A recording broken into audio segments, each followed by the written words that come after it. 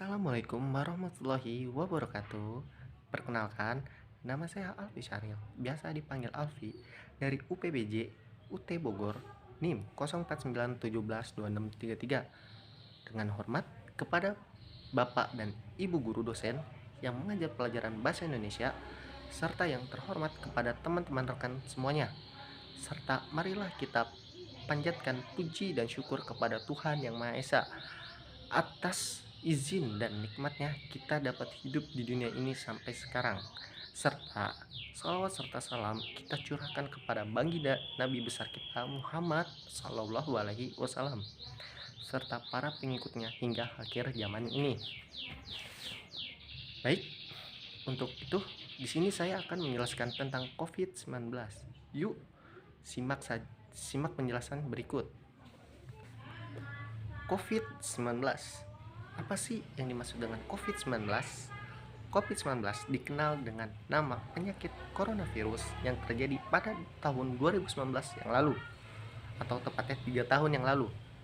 COVID-19 adalah suatu wadah penyakit yang cukup bahaya pada saat itu karena efek sampingnya menyebabkan dampak kematian bagi umat manusia. COVID-19 pertama kali muncul yaitu di negara Cina, tempatnya di kota Wuhan pada akhir Desember 2019. Virus itu menular dengan cepat dan telah menyebar ke wilayah lainnya baik di Cina maupun ke beberapa negara lainnya termasuk Indonesia tersendiri. Negara-negara yang tercatat terkena COVID-19 cukup banyak, baik tingkat dunia, ASEAN, Eropa maupun tingkat sekeliling Amerika. Berikut adalah sedikit nama-nama yang pernah terkapar COVID-19 untuk negaranya ya. Yang pertama ada Amerika, kedua Cina, ketiga India, keempat Korea, kelima Inggris, keenam Prancis, ketujuh Italia, kedelapan Singapura, kesembilan Malaysia, yang kesepuluh adalah Indonesia, dan banyak lagi negara lainnya. Dari negara yang di atas, ada satu negara yang hampir tidak terkapar virus COVID-19. Apa? Ya, betul, yaitu adalah Jerman. Dikarenakan pemerintah Jerman sebelum COVID-19 datang ke negaranya, pemerintah telah melakukan yang namanya isolasi mandiri di rumah dan juga melakukan lockdown area. Sebab pemerintah Jerman untuk mengambil tindakan keselamatan masyarakatnya sangat cepat. Karena itu, Jerman adalah negara yang hampir tidak pernah terkapar COVID-19. Bagaimana dengan Indonesia?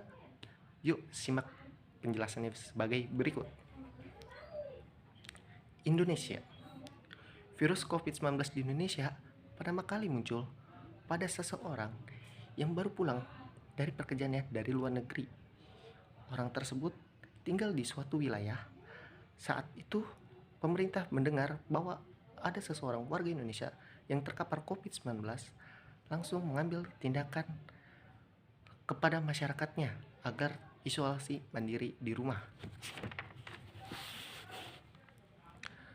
Untuk karena itu, secara langsung tidak sadar telah menyebar secara cepat dan menyebarnya yaitu hampir ke wilayah-wilayah lainnya yang ada di Indonesia, baik dari Sabang hingga Merauke. Ketika virus itu menyebar, pemerintah Indonesia langsung mengambil tindakan yang namanya lockdown area untuk di wilayah Indonesia, baik dari Sabang hingga Merauke. Tercatat COVID-19 di Indonesia dari tahun ke tahun itu sangat tinggi sekali. Tercatat hampir di angka 6.517.630 jiwa yang pernah terkapar COVID-19. Angka tersebut hampir seluruh masyarakat Indonesia pernah terkena dampak dari COVID-19 tersebut. Dari angka tersebut, bahkan untuk total pulih yang pernah terkapar COVID-19 di Indonesia mencapai 6.322.920 jiwa. Berikut adalah ciri-ciri gejala yang terkapar COVID-19.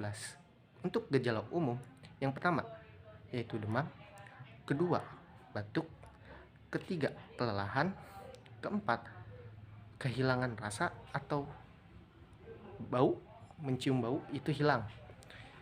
Untuk gejala umum atau yang tidak umum ya, yaitu sakit tenggorokan, sakit kepala, sakit dan nyeri.